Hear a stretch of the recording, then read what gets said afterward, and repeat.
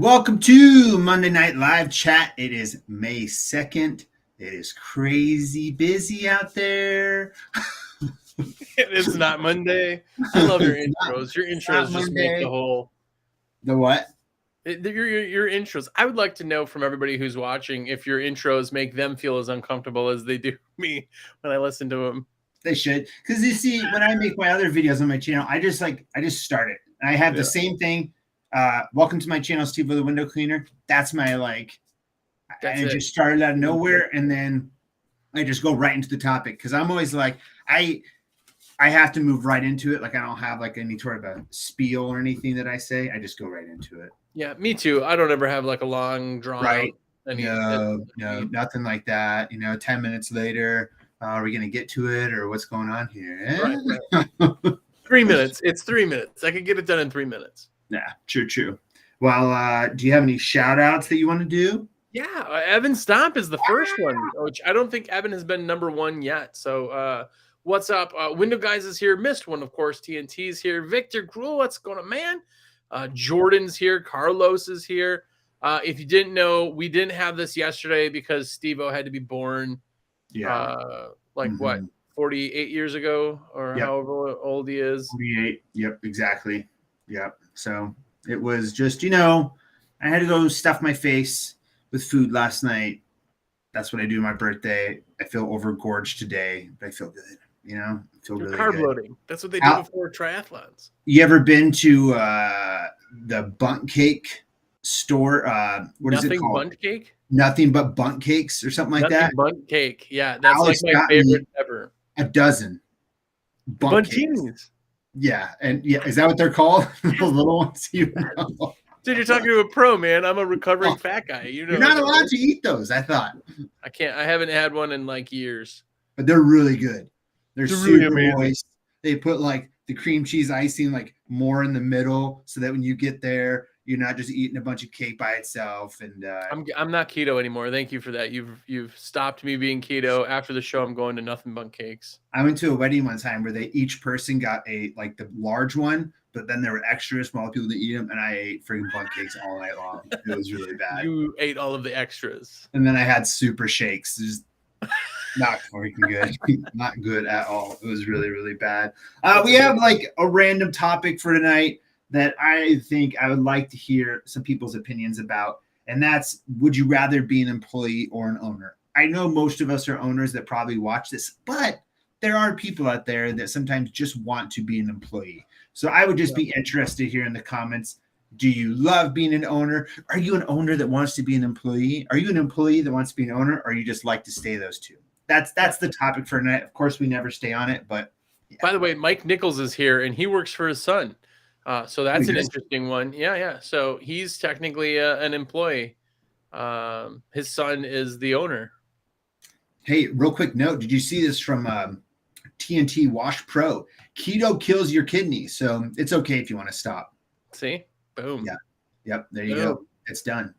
And I wonder how that is. We'll get into that later. Yeah. Yes. This episode is all about keto. That's what we're talking about today. So nice. Welcome. Nice. I could never do it. Ever. Is everybody super, super busy? I would think. I always remember like being in the field full time around this time of year. It was always insane.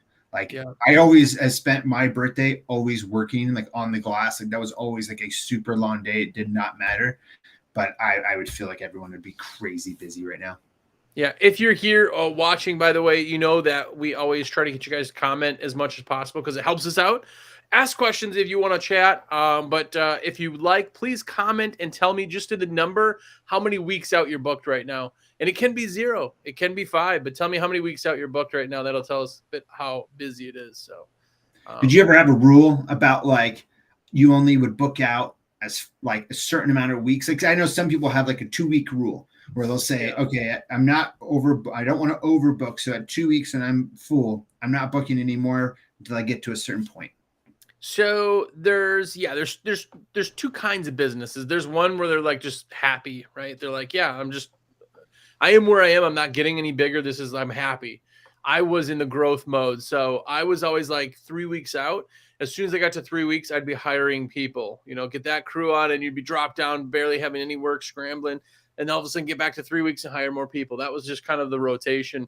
It got farther than that because by the time you're at 3 weeks, that happens overnight sometimes. But that was about how far out I would really like to be. Is a consistent 3 weeks out is perfect for me. Yeah.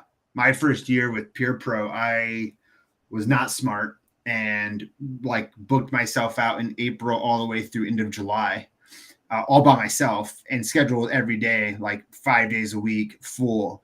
And then rain or rescheduling happened, and it was I was just working Saturdays or Sundays at that point. Yeah. And it was just never fun. That's when it kind of stinks, is when you get into that. Like, you're trying to make everybody happy. You don't want someone to go to a different company, so you try to schedule them with your company, and then boom, you find yourself just, oh man, it gets hard sometimes. Yeah, speaking of going to another company, somebody on chat today told me, they like blackmailed me. They're like, hey, do you have discount codes or whatever it was? I was like, no, we don't have discount codes. They're like, it's here. Anyway, a flaw on our website, I actually put the discount, like tried to get discount codes, which obviously there are companies that use it. We don't use it. Right. So the guy said, you give me a discount code or I'm going to shop somewhere else. I was like, oh, wow, you're blackmailing me? That's a cool start to our relationship. And then he just like yelled at me and left. I was like, man, people. But anyway, yeah. By the way, Squeegee Life is here. By the way, if everybody has not said hi to him, he's here. Trent's here. Jaren's here. Roman's here. Wesley Murphy's here. Carlos, of course, is here. I think I said that already, but I just mentioned him twice. A bunch of you guys are here. So Nick the window cleaner, by the way, also. Nice. Now, if you guys have a day where it reschedules and your day becomes empty, is this a time of year where you guys always fill up that day? Or do you just say, hey, maybe I'll take the day off, I'll relax? I always remember it was like, okay, well, I got to move someone else into this day always.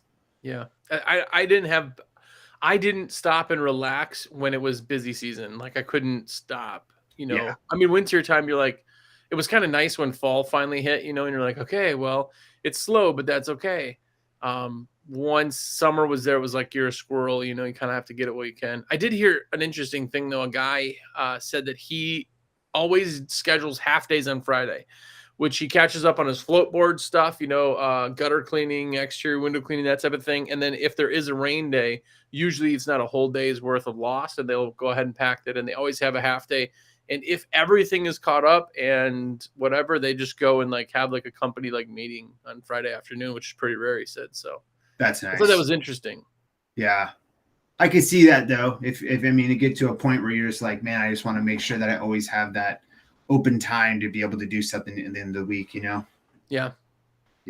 It's a good idea, but it would drive me nuts to know every week that like slow time is kind of like, oh man, I got a half day with no work. I got a half day with no work. That would just drive me bonkers. I always filled up Fridays the most. I always felt like, I don't know why Thursdays for us were always kind of a day where we kind of like, it's not that we didn't ever schedule it full, but it was kind of like a more of a relaxed day. But then Fridays were always like, I always remember this one job where we had 20 townhomes, and it would be Jim, Alf, and I, and we would all go and we'd do it in one day.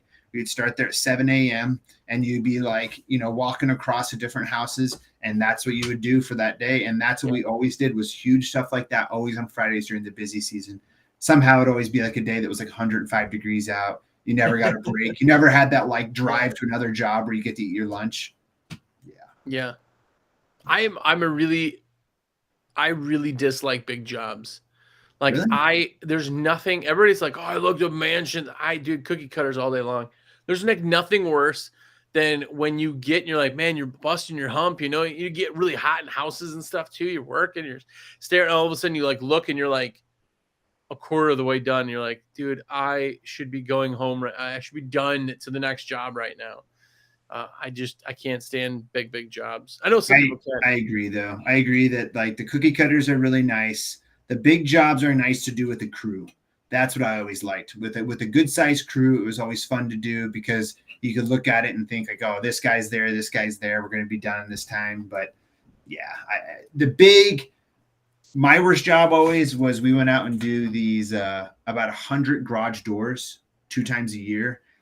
20 of them had let's see here, it was like 40 windows a piece, and then the other 80 had the 8 or 10 windows a piece, and it would take 4 of us all day going out there, pulling every garage door on the inside, semi trucks in there working around. That was always bi-yearly the worst job that we always had, and it was just a super long day. Yeah, it was not fun. What would you guys who are watching, would you rather have one job that filled the whole day, or would you rather have 5 jobs that filled the whole day? That's a good question, because I would like to hear what people have to say about that one. That is good. And then Victor Garul also asked him, "Am I the only weekend warrior here, or is everyone a full-time window cleaner?"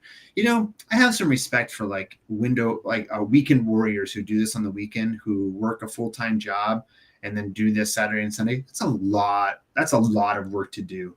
I don't know if I would ever probably do that with window cleaning, but I know a lot of people that do it. Yeah. That's how a lot of people start too, is because the whole jumping in is kind of scary. So people do that, and all of a sudden they're like, dude, in the weekend I'm making $2,000 or whatever, and the rest of the week I'm making $500. It just makes sense to do this, and then they feel comfortable kind of getting into it, Right. Yeah. And then once it gets really good, time to make the full move. I think it's always a slow time though that scares everybody, Yep. Oh, here's a good one for this time of year from GM55. What do you say to a client that wants to reschedule due to rain? Rain guarantee, man. Yeah, I'll be talking about this a lot. It's the rain guarantee. And honestly, with the rain guarantee, you never hardly get anyone that calls you that says, "Oh, hey, it made my windows dirty. Can you come back?" And if you do, it's pretty quick, really. You're touching them up. And it's only the windows that they say get dirty, which is, if anything, under a tree or something weird. Yeah. I've had jobs where I've left and it is pouring, and the customer's like, "Oh, here's the check." Huh. Okay, cool. Sounds good. Perfect. See you later. Perfect. Yeah. All I care about is that you don't reschedule, because I run such a tight schedule in my head that I don't want to reschedule, because I don't want to have to go back to that. So trying to do it all at one time that 7-day rain guarantee is completely worth it, by the way. I would sometimes. I was just going to say, and it looks like everybody's kind of split within 5 jobs versus just one job. It looks, there's a couple in the 5 jobs and a couple in the 1 job. I don't think everybody answered, but no. But then Roman had a good question. New hire starts on Monday. Any advice? I assume my job now is being a full-time marketer. Yeah, I mean, if you're able to give them the work and you're able to go out there and get more jobs, I mean, why not? But does your new hire have prior experience, or what's the deal with that? That's always an interesting thing, in that if you have someone with prior experience, you almost it's this thing that you trust them, that they know what they're doing, but then you want to watch. For the most part, when anyone has ever told me, "Oh, I have experience," and you watch me what the heck? Where did you clean windows? You are what lying, did you sir. You want to know something? What I started doing is I started doing this maybe only 2 years, from when I dude, I gotta buy you a new computer or something.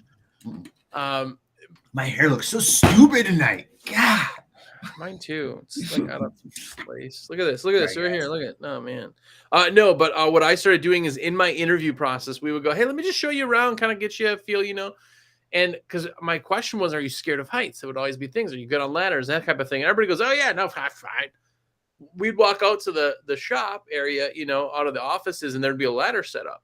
And we'd be walking, it'd be like, "All I want you to do on this, just to kind of get you a real life feel, is just walk from the bottom of this, touch the rafter in the ceiling, and then come on back down on the ladder. I'll stand on the bottom of the ladder." And you could tell some guys just go up there, they've done contracting. There's other guys that there's guys that you could, the ladder shaking so hard that it's making clinking noises. I'm like, all right, come back down. Yeah. I don't know what's going on. Yeah, I know what's going on. You're not good with heights. I'm not going to put you on a ladder for your job now. Yeah. I've had that happen quite a few times, but it's always been learned on the job, where it's "Oh, do you want me?" I had a guy go up a stack ladder, and he was just tight, oh my God. And I was like, "All right, dude." I was like, "If you feel this unsafe, you probably don't want to climb a ladder, and you probably want to think about a different career." Well, he's still a window cleaner these days. I don't know Well, how not everybody always does are it. we right, but yeah. You know what? That would take us into a really good conversation that we really never talk about on here, but maybe we have talked about it. But I feel like there is a lot of people lately talking about not using ladders. Do you think it's possible to be a window cleaner without having like a 20-foot ladder at least?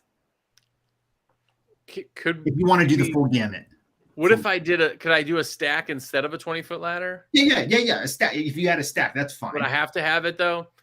I think so, only because like there's like people are always like, how when you're up in that atrium window, can you go ahead and dust it out? And then like if you're pulling it, then you can't really dust it out. I think it's doable without a ladder, but I also just find a ladder like on an inside window better than like a pad, and I don't want to scrub and squeegee a window and get water all over. So like, Yeah. I think it's possible. I think it is better to have a ladder. Yeah. I think it's a thing that you have to have if you're going to be cleaning insides. Of course, you could do much stuff outsides. I mean, but like getting on a roof. I mean, there's some windows that are so recessed on a roof. There's just no other way to do it.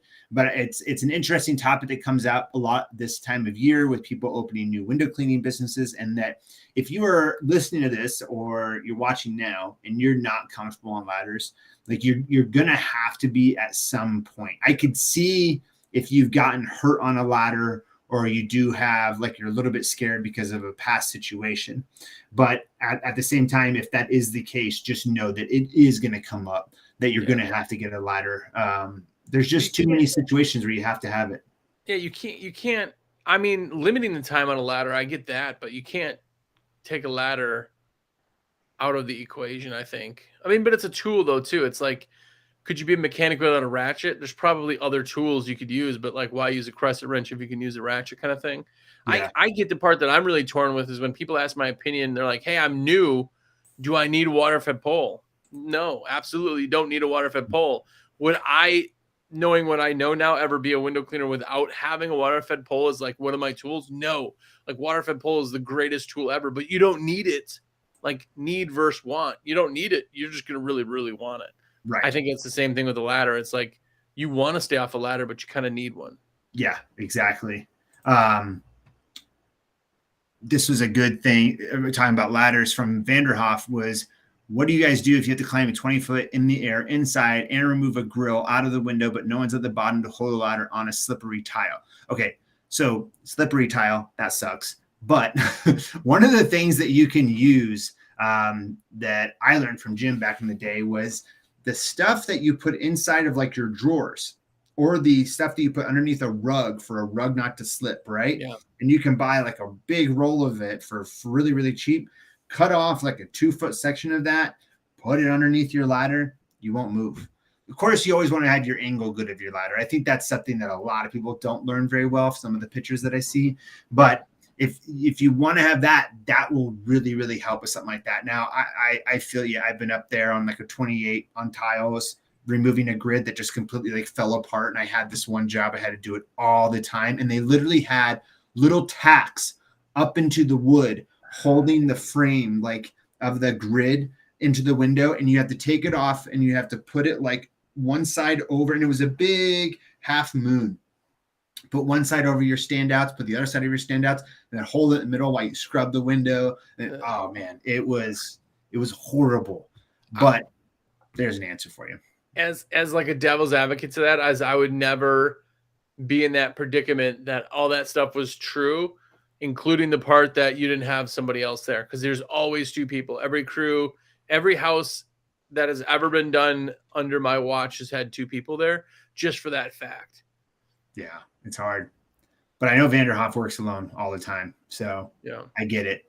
I've been there. You know, you do homes in the winter by yourself or something like that, and you got to ladder up to something, and you kind of planned.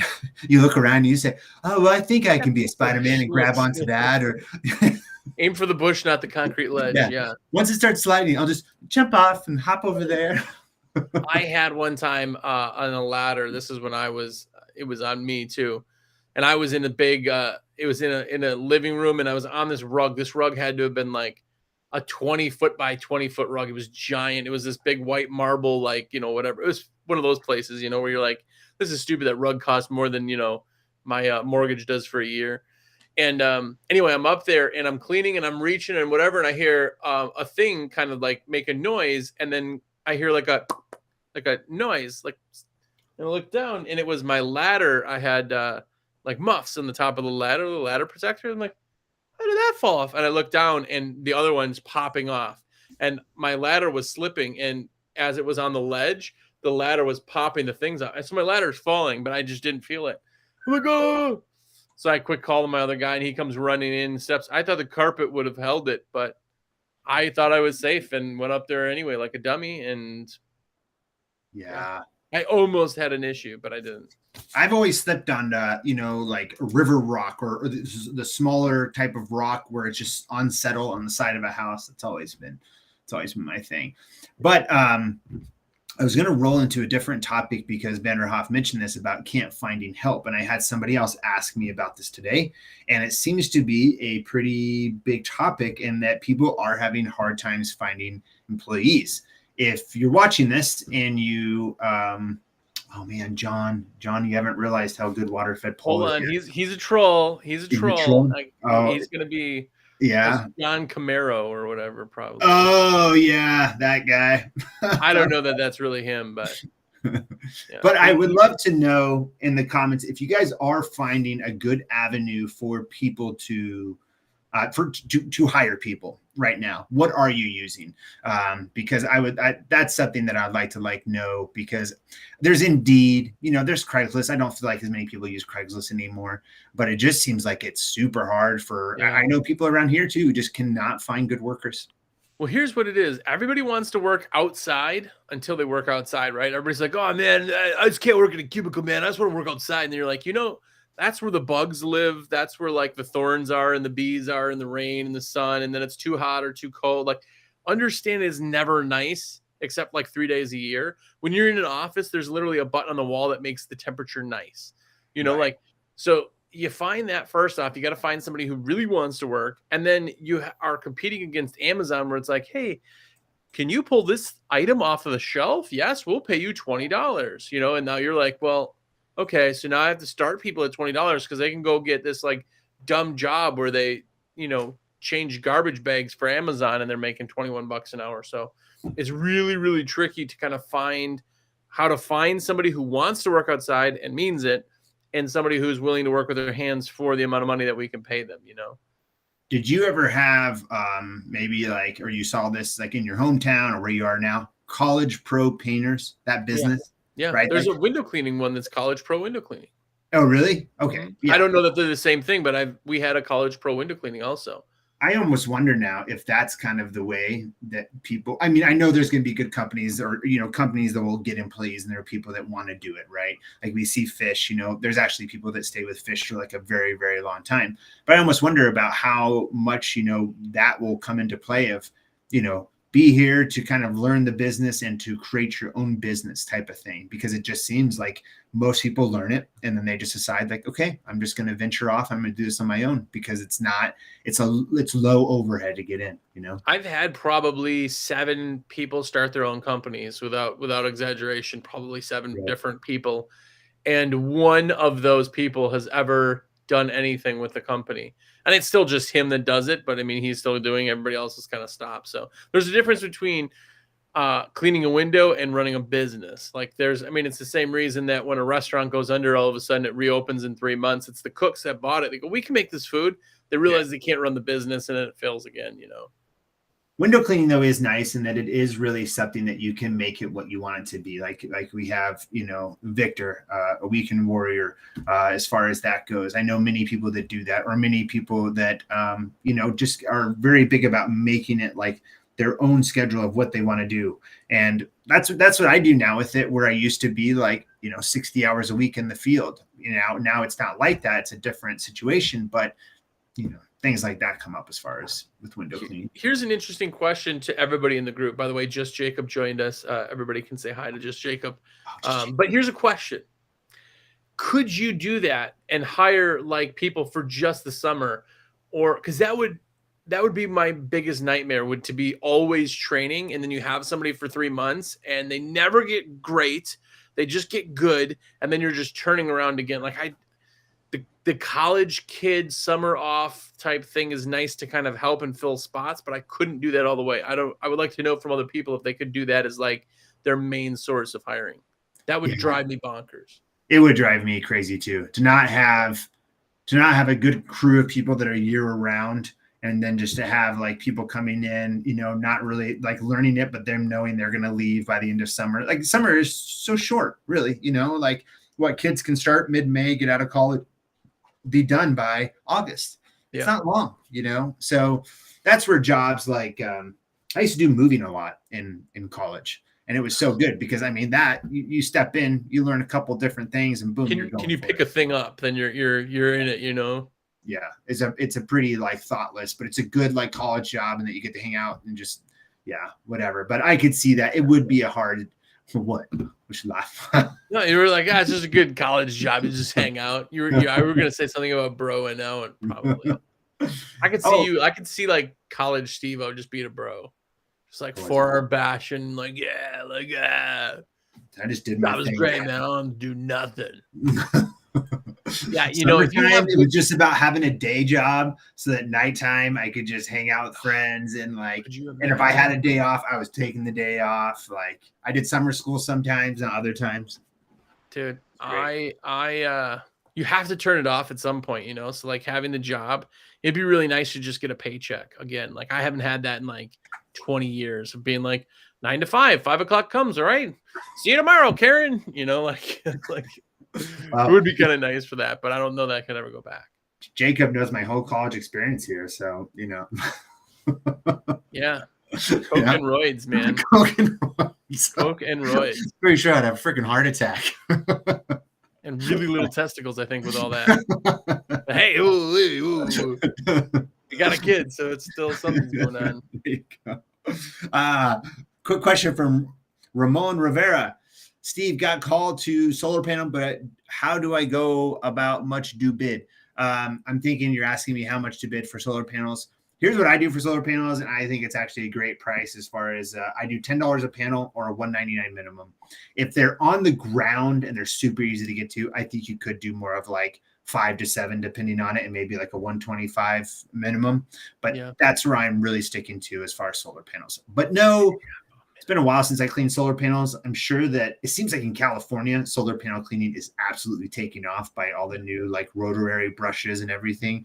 I've been thinking like probably with solar panels out there, I'm thinking that people are probably charging a little bit more with the equipment they're using. I hope they are. Yeah, dude, you have to have a minimum though. With anything, have a truck minimum. I know it sounds so stupid to some people, but have a truck minimum. If you want me to come out and clean 6 solar panels on your roof, it's $149. Like you can't do anything less than that. If not sell them on the windows. They do the windows and then add those solar panels, and now you beat that minimum, Right.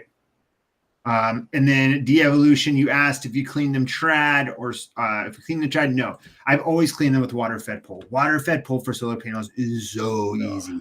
It's just. Have you ever tried with soap on the solar panel? I would never do it. I would never ever do it. I stupidly did one time. It was a ground array, and I was like, "Oh yeah, I'll do this." I'll do it. It was ridiculous. The soap instantly dries on the panel. Yeah. It's just cloudy. It's like I couldn't imagine. I mean, you get hot enough being on the roof doing them. Even the wintertime when the sun's out, you'll get hot on the roof. But yeah, Titan has a solar soap that you could use for it. I've never used it. But even with a wetting agent though, like you're still even the thin stuff that's left, you're leaving these like super, super cloudy marks, and then you're buffing. You know those jobs you do and stuff's just not going right, and you're dry buffing everything because it's like, what is going on? That's what solar panels are. Now it's just super hot. Yeah. And it's just awful. And trying to get to some of those middle panels from like where you are, ladder setup, if you get a water fed pole and your main thing is like solar panel cleaning, it will pay off so fast. Yeah. So fast. And it's easier to me. It's way easier than cleaning glass with a water fed pole. wait. Yeah. You know, when people too, they're like, hey, I'm thinking about starting a solar company, which, by the way, if you want to talk about something growing, I bet you probably 40 to 50% of the people who say they're starting a company now, to me, it's solar panel cleaning. That's the company they're starting. That's how many there are out there. But those are the people who say, do I need a water fed pole? And those people, I will say yes. Yep. Like you're not making money if you're scrubbing and squeegeeing solar panels with everything that's going on. It's just, if you have to do it because you're on job and you have to do something to make it work, fine. But if that's your job, you need water fed. Yeah, definitely. And that's just because it makes it so easy and to the point where access is hard with traditional tools. Yeah. Just 100%. Let's see here. Andy has questions. How do you go about apartment/condo cleaning when it comes to screens? You take them off or you have owner do it? How do you charge? So for screens on apartments, what I would suggest doing is requesting from the facilities that facilities removes it, or you say, okay, if the people in the apartments are allowed to remove them, then they either remove them, or if they're not removed, they don't get cleaned. And that to me would be if they are like, I wouldn't call them security screens, not security clean screens, but if they only came out from the inside, especially even on the ground floor, I would keep that rule. But any ground floor screens that did come out, I would remove them, go ahead and clean the window, put them back in. But any second, third floor, I would definitely suggest having them remove them or charging a hefty fee, because you're going to have to go around with somebody with the apartments. They're going to have to let you in every room. You're going to have to be with them because of laws as far as that goes. There's a lot to do with that. A lot. Yeah. If I go to somebody's place that I'm not doing the ins and outs, I'll have them remove it every time. I've never in all of the years ever had somebody say like, oh, I can't do, I would charge like, okay, well, we'll just have to charge you X amount, but have them taken off. Just like pressure washing when you're doing a house wash, just say, hey, go ahead and take any of your plants or valuables away from the property so that we can go ahead and get cleaning. People are happy about that if you tell them. Yeah. Man, yeah, I've had tons of jobs like that. You're like yelling at the guy inside to go faster. Yeah. Because I've always told stories about this guy that I worked with who was like a veteran who was just an a-hole, like always had a cigarette in his mouth, just like water fed pulling, like the worst water fed pull technique you've ever seen in your life. All he would do, water fed pull technique, he would say, literally, this is how his training goes, go up and down the window 3 times, tip your brush, keep the brush like angled on the window, and just rinse like that and move to the next window. I was like, he's the reason that people goes, water fed doesn't work. I get people all the time who are like, I don't want that stupid water pull. Okay, somebody messed up. Like, yeah, we used to clean New Belgium and Fort Collins, and every time, it was a big complex, every time we got called back, the windows looked horrible, and it was just because we all were trained by him, and he didn't care. And he always, his thing with the owner there was, the owner would say to him, so how cheap do you think you can do this job? And he would give the lowest bid possible. And that was the bids. Or he also had his side business where he did $1 a window for residential. $1 a window. I would see this guy tie a rag to a pole, like a teardrop, and just put it up there and just like go like this to the window. Like, that's not an IPC cleano pole, man. Like, what are you doing? But I was at the point where I was like, I didn't know better. So I was watching like, oh man, this guy's good. By the way, you want to talk about employees? That is the biggest thing is that why the reason McDonald's has pictures of like how to assemble a burger in the back. They show which side to put the ketchup on, how many dollars. It's so that it's always the same no matter who's there.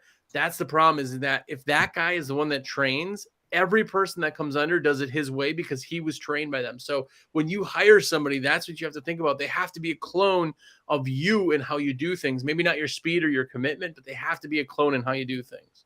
Right. Exactly.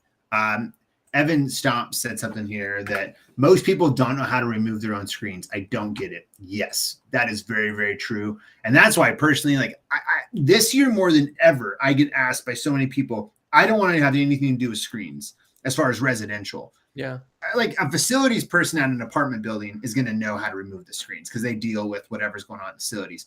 But many homeowners never remove their screens unless they're really like, anal about it and they want them out for the wintertime. They don't want them to get damaged in the wintertime, but it is like super, super rare. So I don't know how you were, but I've always been on like the idea of I always remove them and clean them and install them back. No, I mean, if we're doing ins and outs, I will. But one of my favorite jobs every year, we did this like it was a set of 4 apartment buildings, and it was amazing because the like not the GM, but like the property manager guy was super rad. He would say, "Okay, so what we're gonna do is we'll put this out. We'll give the people 2 weeks notice that they have to have their screens down, and we'd say if the screens aren't down, your windows don't get cleaned." And I kid you not. 50% of the windows still had screens on, like to the point where we'd try to like clean it through because we felt bad. We're like, we're charging all these thousands of dollars and like 50% of them I can't do. But he's like, cool, they got notes. They all got messages. They all saw it. Like if they didn't want to take it down, they didn't want their windows clean.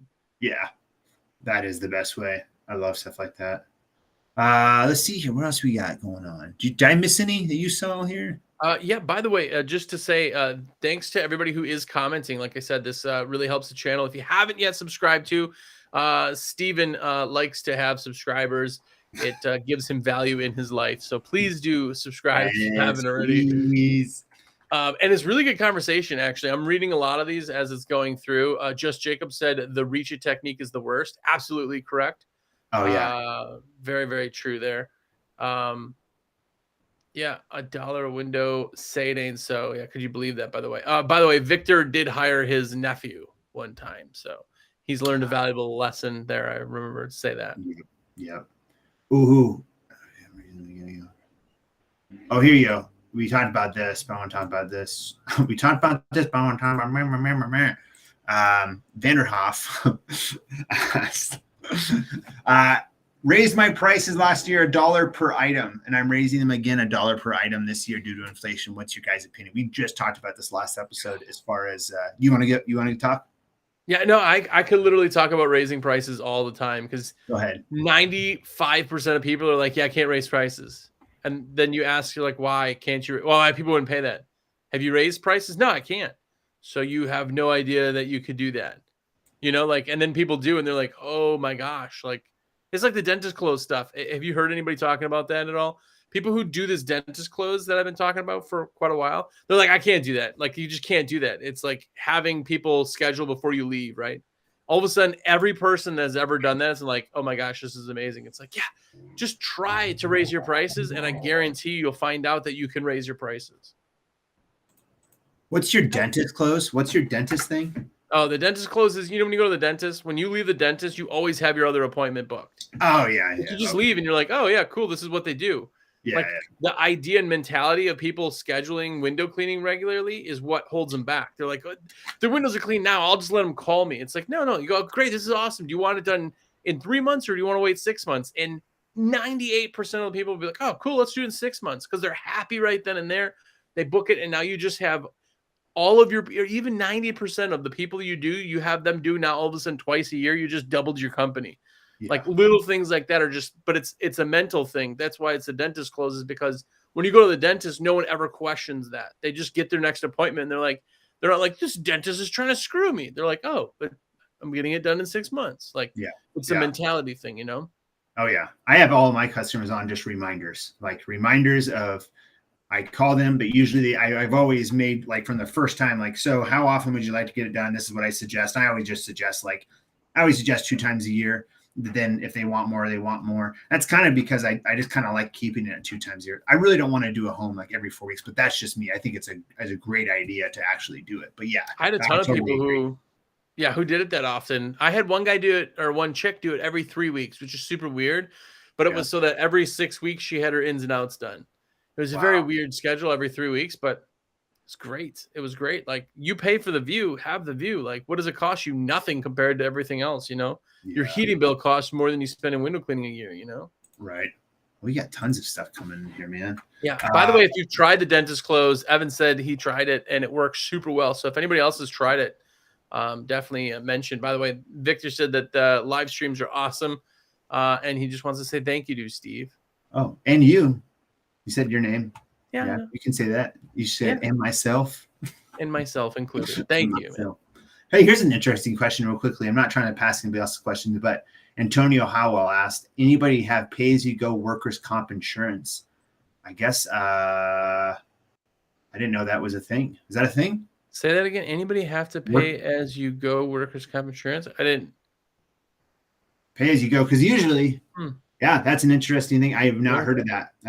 Yeah, because with workman's comp, usually it's here with Colorado, it's a pretty decided on percentage every year, and then it just goes from there, and that's it. Yeah, that our workers' comp. The greatest thing I ever did was started with a temp agency. I hired everybody I had through this hiring. It was like a temp agency, but I would hire the people and then they would just run it under them. And I got into their workers' comp rate and it was like nothing.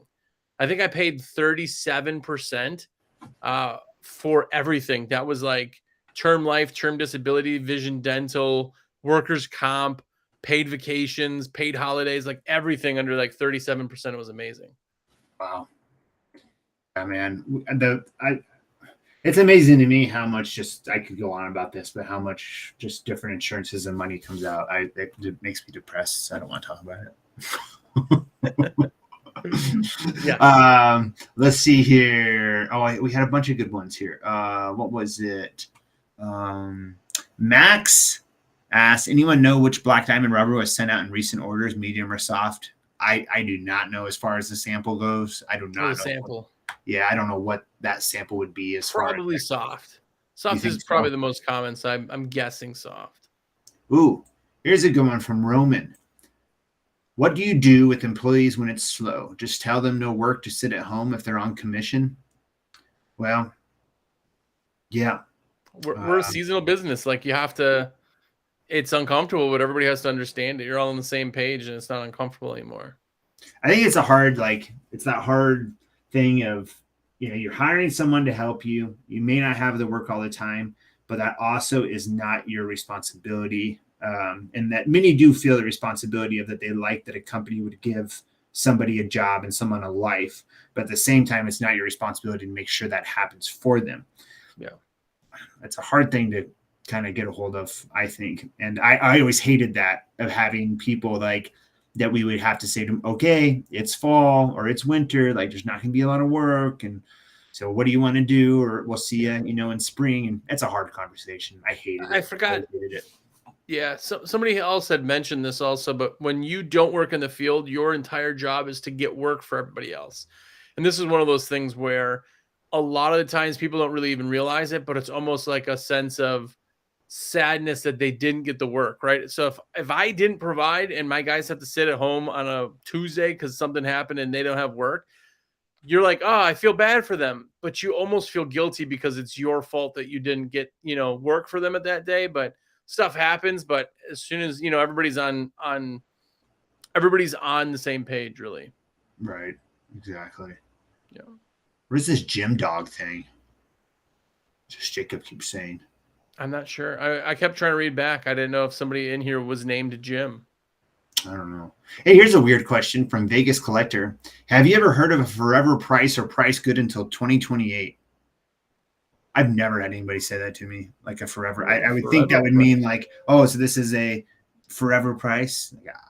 I don't even have forever prices until 2024, man. I raise prices every single year. Yeah. I just don't think you could. I don't think you ever could say to somebody, hey, I'm going to clean your home for $200 and that's going to be the price till 2028. That would not work. If someone asks you to do that, don't return. You're still selling on price. I've been posting this. I posted it twice and I feel bad doing it, but it's an interesting thought. Somebody will come in and they'll say, dude, I bid this house for like $299 and then I lost it. I was like, hey, could you tell me how much you paid? And they said $150. And I was like, shh. Okay, so without me I'm not being a jerk, but why would somebody pay you double? Like, that's not like me being a jerk and a hypothetical. That's a real question. Like, if you don't show somebody the value, all you show them is the price, that's all they have to go on. It's the same thing with like the whole locking rates. If somebody's that worried about pricing, understand we're a luxury business. No one cares about pricing. Only we are the ones in our heads that think about pricing. Yeah. Like if somebody's not on par and they're way off, then it's different. But if you can't tell somebody why they should choose you over somebody else, then that's your own unique selling point you have to work on, Yeah, exactly. Chris asks, what do you guys think of the reach at Boabs?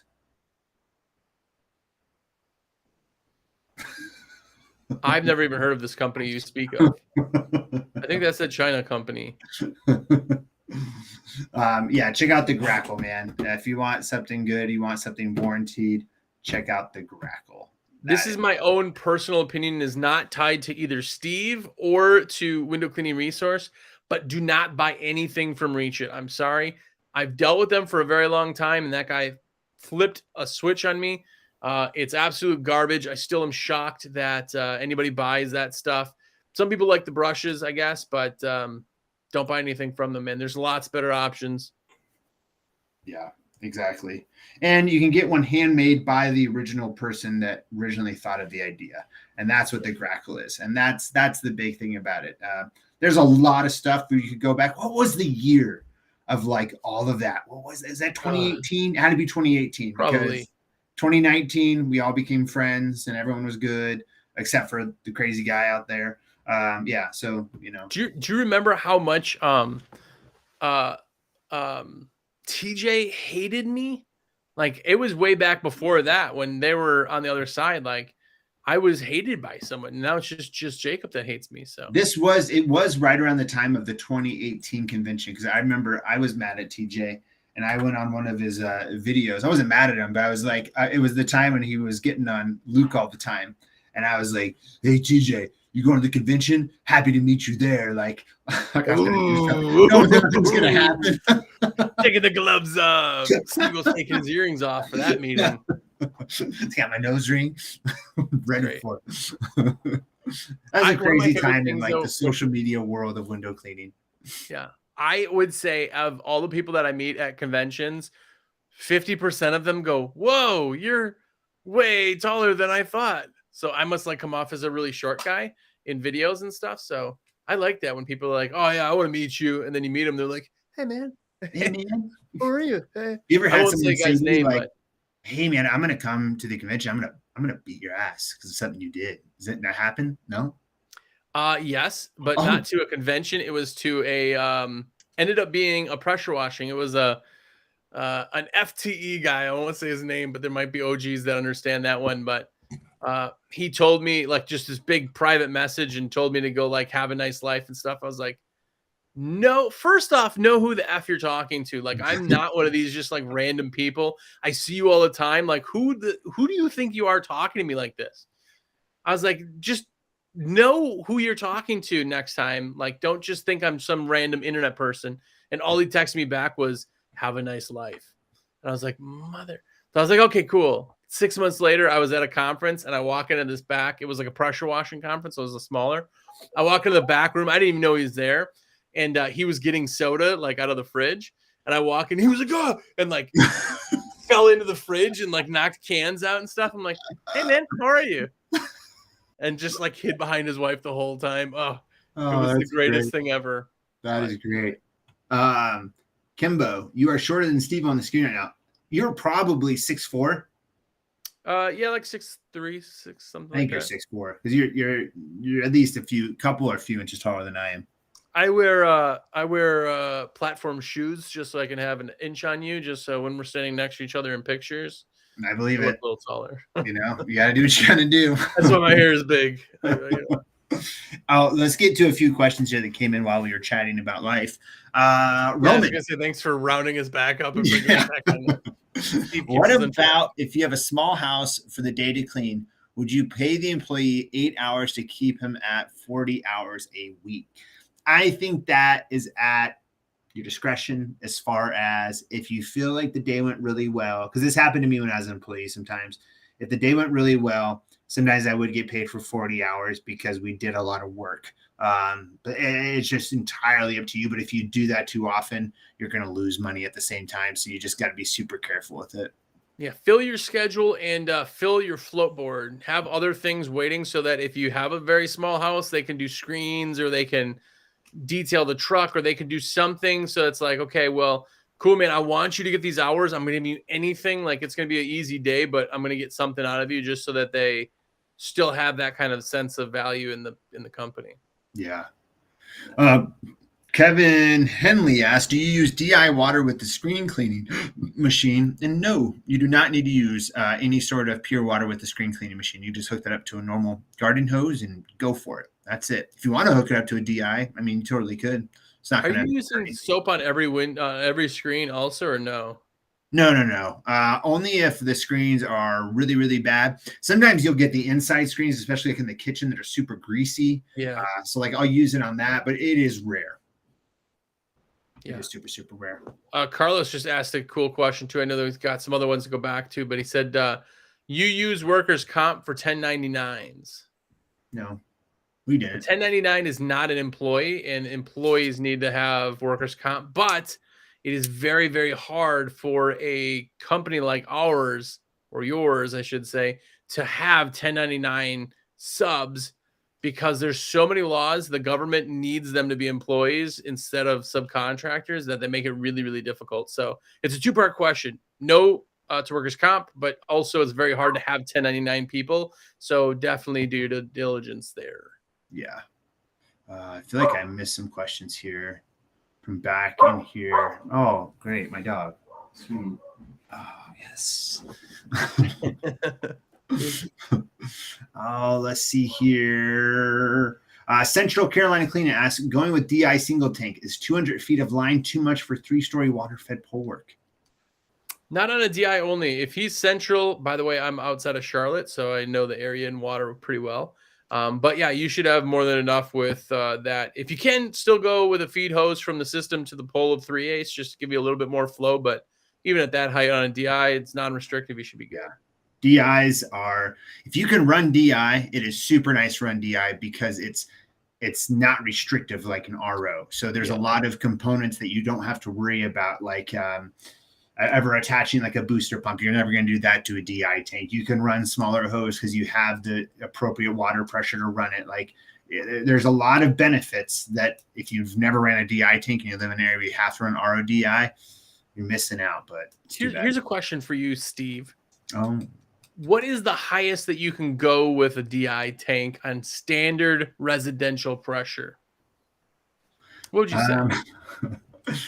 Man, I think you could probably run I'll be honest, I think you could probably run a 90-foot destroyer if you really freaking had to, off of average pressure through a DI tank. I threw my little, it's kind of DIY, but it's the exact same as the Xero double DI cart. 50 PSI, I get 3 gallons per minute out of that system. That's crazy. Yeah. And I even have a pre-filter restricting pressure just a tiny bit at the beginning, and I get 3 gallons per minute from it. And I mean, that's at, my water source is at 5 to 6 gallons per minute. So I would imagine you'd be perfectly fine running that super, super high if you wanted to. Yeah. It all comes to water lift. Water lift is like how much weight an inch of water has in the thickness of your hose, because it has to lift that, and then all of a sudden you have 2 on top of itself, is on top of 3, is on top of 4. So water lift is where it comes from. That PSI really comes in. But with a DI, there's really no need to have pumps. There's no need to even really worry, especially at 3-4 stories. You're golden.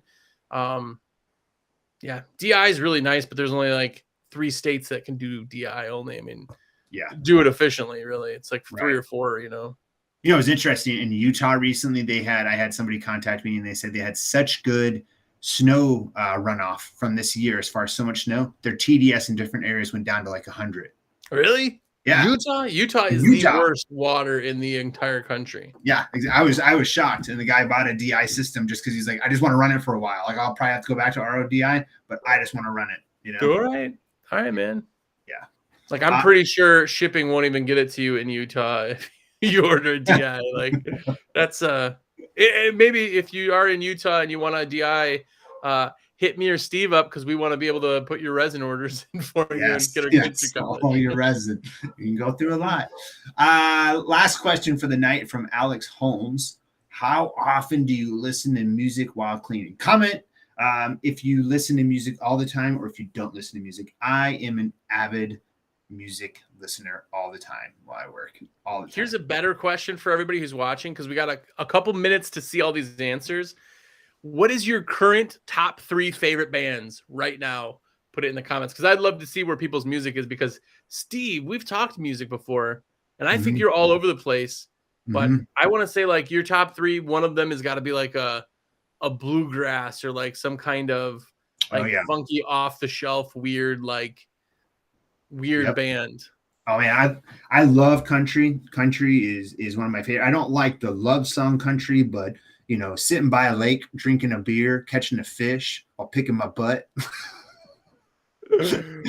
Those kind of songs. And then I have days like today though, where I listen to like a techno like remix of like all the songs from like 2000 to just 2015. And it was great. I was just rocking out, cleaning windows, like totally in the zone. I'm going to make you jealous here, but my daughter is going to Taylor Swift on Monday. So, and you're going to concert? No, I'm not going. Not to that one. No, her like friend, her parents got that for her birthday, and she could take somebody, so she's going like free to the concert. Oh wow, that's big for kids those age, man. She loves concerts, man. My one daughter is like totally not into my music anymore. She used to be into my music. Like I like Five Finger Death Punch, Breaking Benjamin, like that kind of stuff. She used to like that stuff. Now she's into like teeny bop country and oh man, sad.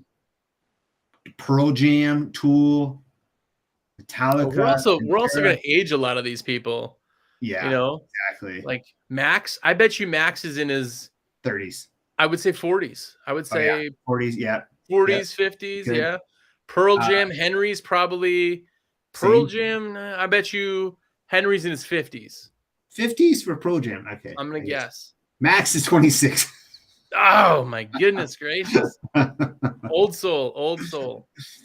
I used to listen to even a lot of this is gonna sound stupid. Motown. I told you something weird. I knew you were gonna be into something because my parents, man, used to listen to Motown all the time on like road trips, and Motown was just like I always remember like Earth, Wind, and Fire. Hey, have you ever heard a really good jug band before? I mean, they're not mainstream, bro, but I watched them at Red Rocks, so I almost think so. If actually nobody knows, one of the original reasons that I created my channel was just because I liked listening to music and cleaning windows. So like literally that's why a lot of my videos for so long were just montages of cleaning. I would listen to a song at work and I was like, I want to edit a window cleaning video to that. Like, that's what I did. And I would come home and take all my clips out and I'd turn on that song and I would just, it didn't matter the clip. Like, and for a long time, I just let the music go, and it was like me sitting there playing with my earbuds, like on the video, like, what is this kid doing? But that was the reason why so many of the videos were like that. Just as FYI, I'm never guessing ages anymore in this group, especially based on music, because I'm wrong from everybody.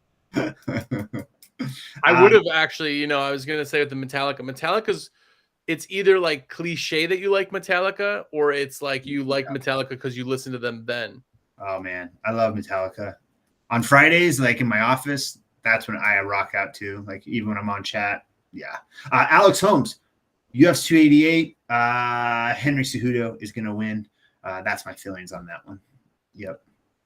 That's what I would love to start is a freaking MMA, which you don't watch much mixed martial arts, do you? I do. I haven't seen them in a while, but I do. I'm into them. I just don't catch them because I'm up in the mountains on the weekends and I don't get like pay-per-view, obviously. Oh yeah, that's right. Well, you can figure it out somehow. But anyways, well, that is another episode of Tuesday night live chat. Tuesday night. Well, Steve, you're getting older, so we had to modify it for you. Yeah, no, I know. You're so old that this is probably late for you now. You're probably gonna go to bed pretty soon, and just freaking what is it, 8:30 where you are? It's 6:30. I got a night to live. Yeah. I gotta watch I don't know. Nuggets aren't on tonight. The Avalanche lost. I'll find something to watch. Oh, Avalanche lost? That's weird. The Canes are in it still. Well, yeah. We were tired. We won the Stanley Cup last year. We were a little exhausted. Yeah. So living on that one. Why don't you ride that wave a little longer? We only watched one game this year, and it was the game 7 they lost in because we're bandwagon fans on hockey, and they don't show Avalanche hockey in Colorado. It's super hard to watch it. It's like all the channels locally don't support it. So yeah, it's super, super strange. So yeah, so we made the Avalanche lose. That's what we figured out. So. Well, hopefully the Unicorns do well this year and you can watch some football. Okay. That's too far. It's too far. Well, anyways, if y'all need any equipment, we're always all here for you. It's the crazy time of the year, so feel free to hit us up.